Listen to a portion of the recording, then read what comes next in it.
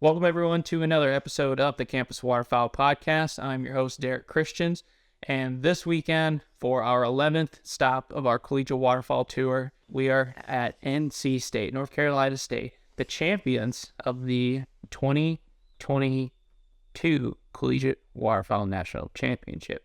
And just a side note, too, they pretty much swept the award ceremony at the Ducks Unlimited third term, which is DU's leadership summit that they hold every summer for collegiate volunteers in Memphis, where DU is headquartered. They did a lot of work in the offseason to deserve those awards, so big shout out to them and their entire chapter, everyone that involved to put those events together and raise money for conservation. So hats off to you guys. But before we kind of dive into what it's like hunting in North Carolina, what these guys do involved with the chapter and kind of their backstories, we got to thank Ken Cartridge for sponsoring the tour.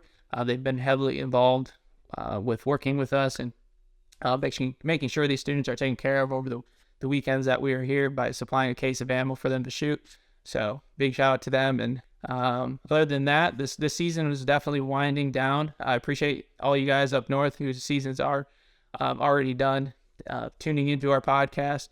But we got about a week left to the end of January before the end of the season. So we'll be here, and then next weekend I'll be in California hunting with the some Cal Poly students. So we're gonna hopefully finish on a strong note, and then from there we'll get started with the 2023 Collegiate Waterfowl National Championship. So we're gonna have to see if NC State can go back to back this year.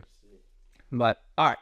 Enough with the full introduction. Let's start by introducing our guests here.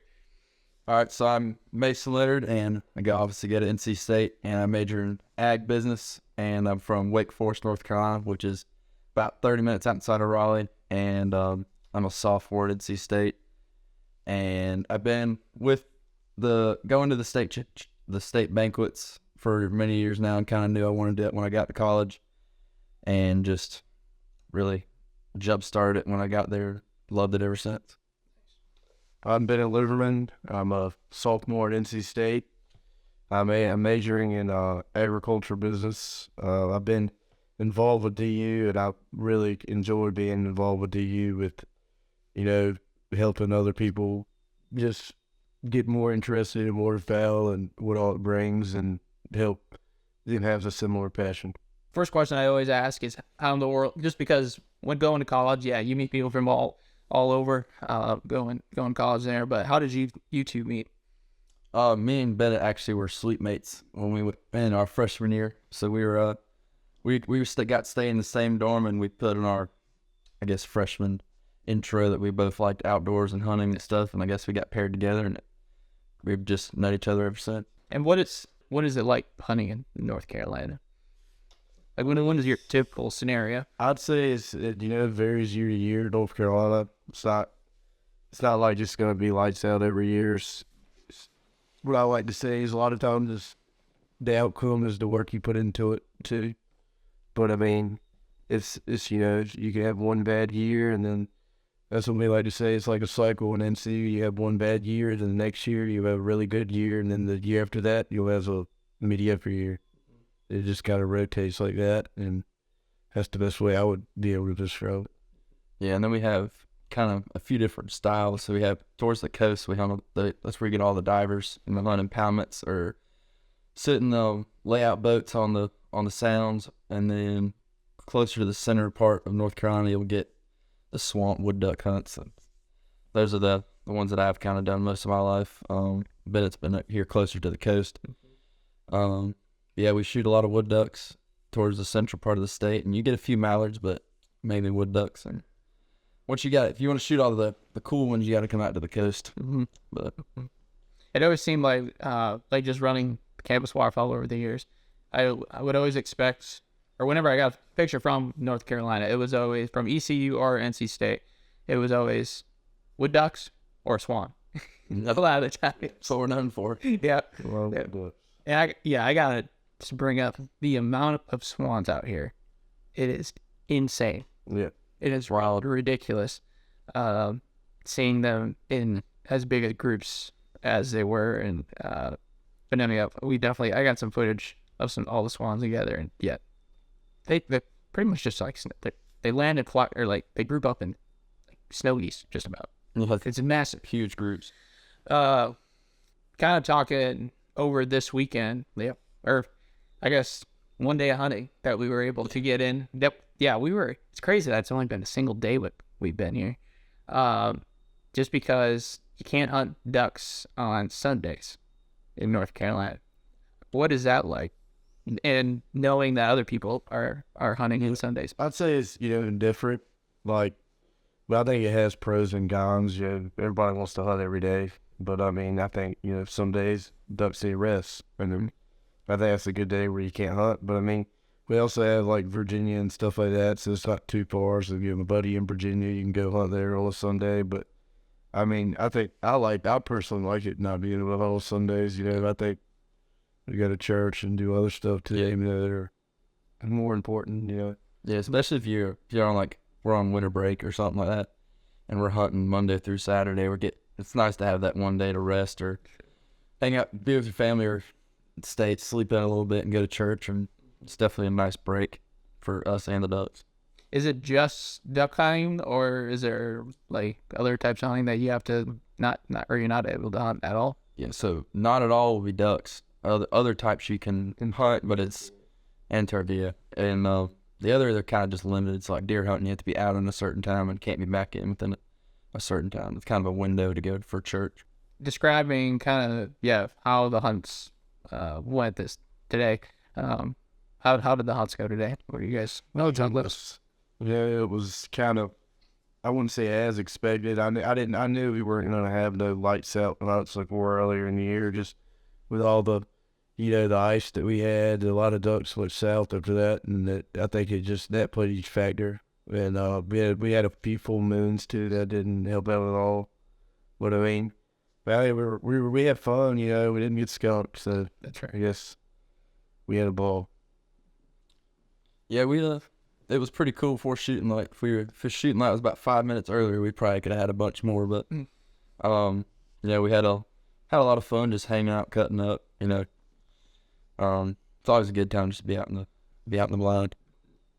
Yeah, hunting in the morning and then doing a lot during the afternoon. We got to the what was the refuge here called? The Mavic range. Yeah. And that was really cool seeing all the birds out there, and they're not like what I'm used to is like brown ducks a lot of the time, and down here, and for as late as it is, like they're all the birds are plumed out, and being able to get some cool photos and videos of them just kind of literally hanging out just right next to the road was pretty sweet.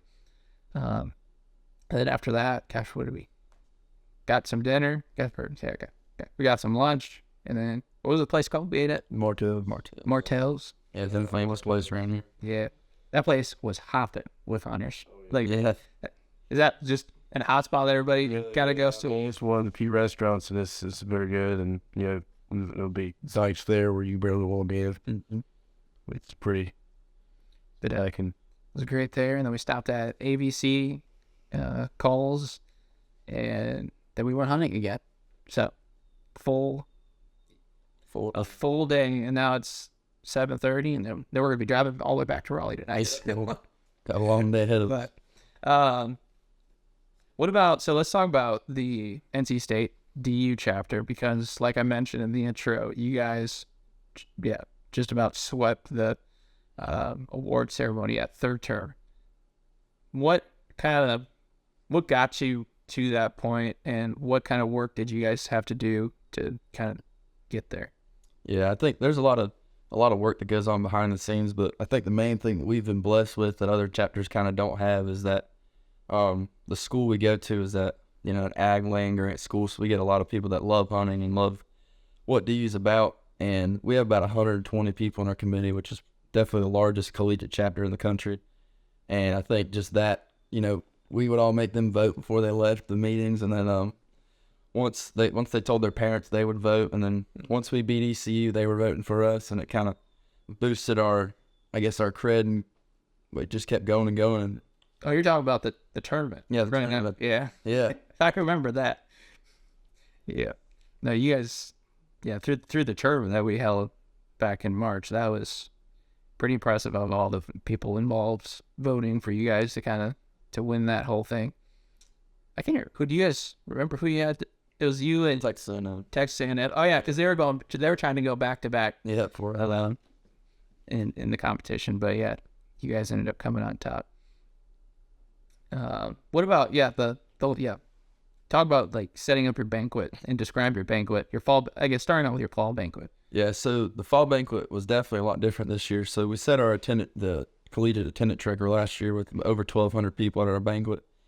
And we had it in a 20,000 square foot building, and we kind of reached a point where it was getting too packed for what we were doing. And we had to just make a last minute decision. Literally, I think it was like 8 weeks before the actual date, and we had to call all of our sponsors, tell everyone that we're moving buildings. And we actually were blessed to go to the NC State Fairgrounds. They have multiple buildings, so we got to upgrade to the Expo Center, and that's a 50,000 square foot building. And we were rushing to find people to fill it, rushing to find sponsors. And last year, I think we had about 45, 50 sponsors, which is amazing. And this year, I think we blew that out of the water with over 100 sponsors. So, definitely the support we get helped us get to there. But, really that building changed. We had a lot of great feedback and our sponsors saying that, we had more room, you could spread out. We had a lot more packages, more games. We basically just blew everything up. And then, the numbers that we did I think we're going to do pretty good again this year. So we'll have to see how the other guys did. I've been hearing a lot of good things around the country too from chapters saying that they've had some really good events. So, but it's not just your guys' fall banquet that you guys have. You draw a big crowd. You guys also do a pretty big spring banquet. Yep. So we get to do two separate events. So we do a fall and a spring. So we do the fall one right in the middle of duck season. It's always the second Thursday in November. And this year had over 1,500 people there. And then our spring banquet, we do an oyster roast. Okay. So we normally try to get it in March, but with scheduling, it's going to be in April this year. And we're going to have about 800 people there. So it's going to not going to be a small event either. And looking to keep adding to our total and doing different stuff. But we're also doing not only our banquets, but we're doing online raffles, online different things. We had the new regional director that came in was really trying to boost the collegiate level and the different chapters around our state. And I think that the ideas that he brings were kind of just growing exponentially at the moment. There's really no turning back from where we're going. So what's some of the first steps that you guys are doing as a chapter to kind of get the ball rolling, I guess, to even start hosting an event like that?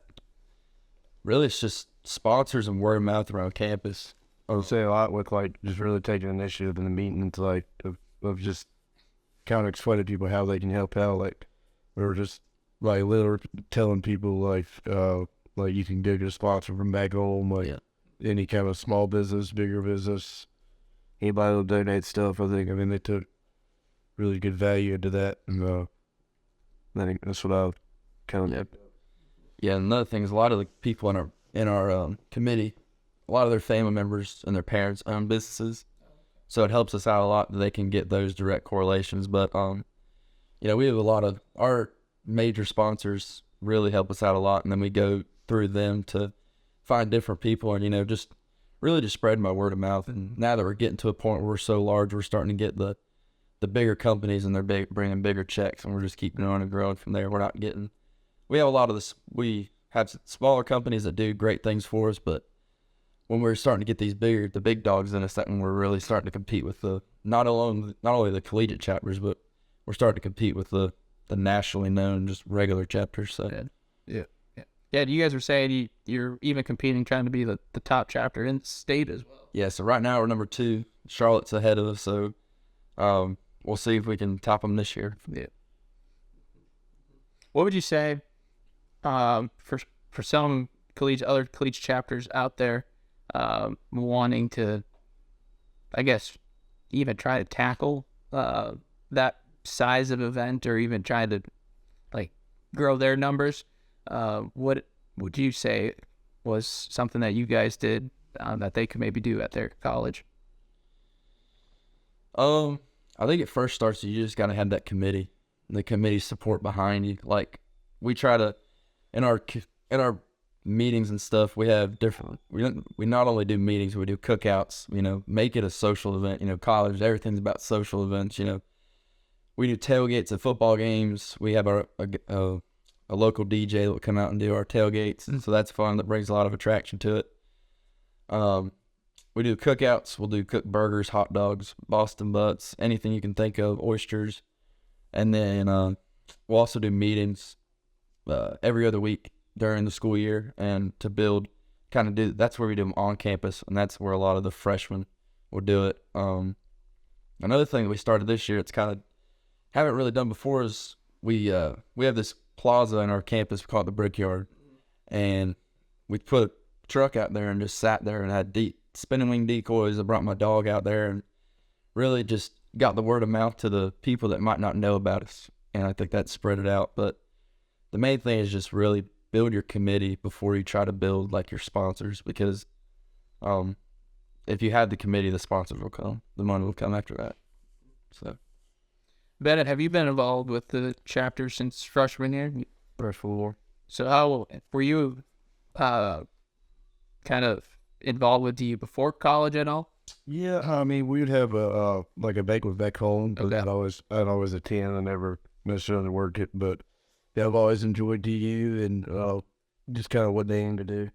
Were you ever involved with like kind of the behind the scenes stuff before? Yeah, I was not before college as much, but I did. I enjoyed like working the banquets and stuff like that. It's always a good time. How do you? Good girls. What are your thoughts on just the scale of this event that they hold in the fall, and what are you guys getting a chance to like even eat at the event hardly? Yeah, I mean, I think everybody works the banquet. You're doing something. Yeah, and running nonstop. Bid calling, or running around just handing out just raffle items. Yeah, it's really hell on wheels. You know, it's everybody on deck. Yeah, so we'll do like different. We have enough people, we can do like different stations, so they'll work an hour, and then once they're done working, they can go enjoy themselves and stuff, and then we'll bring them all back towards the end when we start doing our live auction. We'll need auction runners and different stuff, but it's pretty much wide open as soon as we open the doors, and then we'll get there early that morning. I think we normally get there at like 5 a.m., and then we work just all the way till 5:30 when we open those doors, and I didn't think we left this year till 3 a.m. Oh my God. So it was a full day. I mean, but I guess that's just what it requires to throw an event that big. Mm-hmm. So yeah, but then you get to enjoy the I guess the award ceremony at their turn, where you walk across the stage repeatedly, time and time again, and looking to do that again. Yeah, as all the other college chapters just sit in their chairs and they're like, "Come on again." But it's competitive, but it's good competition. Yeah. I think. And it makes, because I think I remember someone told me where it was kind of the same scenario where like it was NC State in the crowd seeing like whatever college walk the stage over and over again, and they just got mad. And I think that kind of I thought that's the story I've heard, what motivated you guys and other chapters to do better and get bigger, and that way they come to walk across the stage and get some bigger awards. So, but I don't know. I hope there's another college that's out there this year that's gonna compete with you guys. Yeah. So, all for the Ducks. So, so you guys mentioned you guys were both ag business, sophomores. So, what kind of, are you guys doing some kind of internships or anything yet, or for work? What does that work kind of look like for you guys? I've been working back home all my life for a crop consultant, and that's got a lot to do with ag business especially. But now I'm kind of doing an internship to the university, I guess you could say, through working with like soil samples, stuff like that. Okay. So it's pretty interesting. I'm sure you've taken soil samples. Yeah. So during the summers, I work with like the local co-op, and doing like scouting different crops, and then the main crops we got are a lot of corn, soybeans, tobacco, sweet potatoes, and we'll do a lot with that. And then during the school year, I work for farm in Oxford, which is like closer to Virginia. It's called Gravel Farms, and we run a lot of head of cattle, and that's truly what I enjoy, and that's what made me fall in love with ag. So, yeah. And then what do you guys plan on doing after college? Do you guys have an idea yet of what you want to do? Personally, I'd love to own my own business. I don't like being an employee, so I'd like to own my own business and kind of, make your own hours and get to do stuff like this and not have to ask about it, come down and hunt for a week or do whatever and get to travel and just kind of have to find out what that's going to be. Eventually, I'm going to start my own farm, but kind of have to find that money maker before it. So I'm literally the exact same way he is about that. I enjoy like just being able to just kind of do my own thing at times, to regard that, and that'd be the goal. And I think that's a lot of people's dream, really. But yeah, but they gotta work for it. For sure, takes time, and yeah. But I feel like it takes time, but yeah, if you stay on that path of knowing what you want, you'll get there. All right, so one thing that kind of was different this year with getting sponsors, and I think the reason we got so many was we made this an email, just kind of a blanket email describing we made like a professional thing. So we started out, it was just a normal introduction, and you could change it based off who the recipient was. Yeah. And then it gave us all of our accomplishments, what we do, what DU's about. And then I think we really made that a big deal, is explaining what the money is going towards, not just helping us at our college, but actually what the money's actually doing. And once people heard that like 83 cents of every dollar goes back into the ground, people were like, wow, like my money's actually doing something. And then once we got the email sent, we would go to different people. We would actually, me and Nick, the other chairman, would actually go and around businesses around Raleigh and just walk in. If they weren't there, we get a card, email them. And then also you can go on different websites of these large brands like Sitka or different stuff and just hit contact us. Mm-hmm. And you never think they respond, but they'll respond. Mm-hmm. We got multiple things doing it that way. And some of our biggest opportunities just came off of just random emails we'll send to people. But I think the main thing is just don't be afraid to ask, because we definitely got told no a lot, but the times we got told yes were great, and they don't always have to be the biggest sponsor at first, because we have sponsors that range from $300 to thousands of dollars, and a lot of the people that start at those $300-$500 ranges, they're going to grow the more they like it, the more they like the event, because as we grow, they enjoy it and really like it, then they'll want to grow with us. But that's another thing, is we also try to treat our sponsors good with different sponsor gifts, we do different raffles at the banquet specifically tailored just for sponsors. And I think the more effort you put into the sponsors, the more effort they'll put back into you. So. And that, the sponsors too, are they able to give product as well to kind of help build inventory of what you guys can give away for like other just people coming to the event? Yeah, so if they're an apparel brand, they'll give us shirts, hats, sweatshirts, different stuff. And then we have lanyard brands with VPC lanyards, and he'll give us a bunch of lanyards. And then different calls, different stuff. And then a lot of people just donate stuff for our auctions or tier raffles. And we also did this new thing this year. We did packages. So basically we did like a fishing package, waterfowl, which is like this year was tailored towards goose hunting, and then fishing, and then a ladies raffle, and then basically just piled up a bunch of stuff, basically everything you would need to go fishing, everything you need to go hunting, and then the ladies raffle was everything they would need to get into hunting or enjoy some stuff that they would do. And then we would sell raffle tickets before the banquet and during, and then they can do that, and that really blew up for us. That was a huge money maker for us this year, something we've never done before.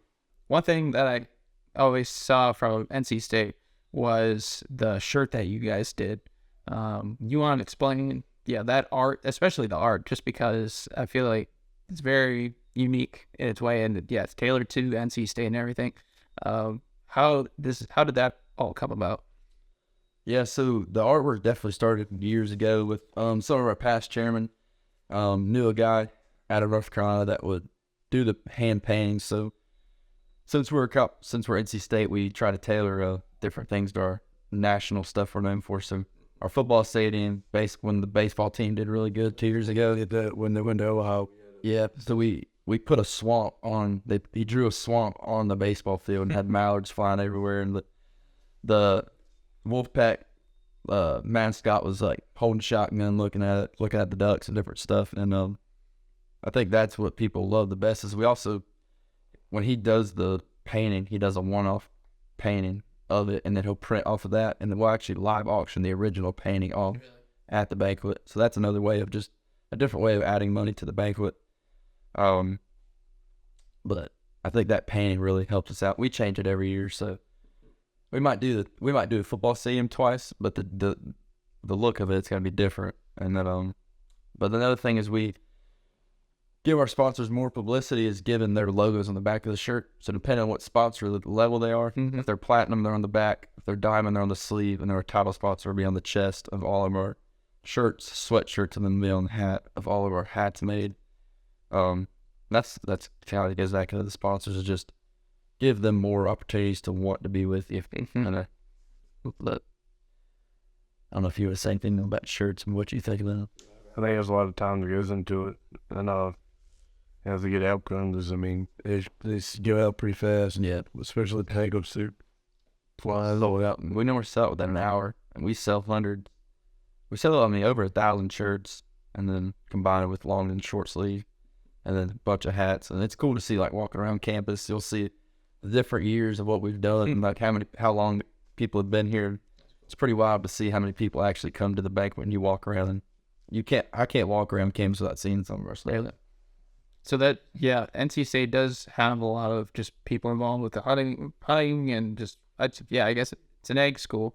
But what about just waterfowl hunters? Is majority of the people waterfowl hunters? I think they mix some. Yeah. And we got turkey hunters and waterfowl hunters, and there's some people that, mainly fish, it's just, they'll buy into what it's for, and like conserving and all that. And I think it's something that people want to be a part of. Yeah.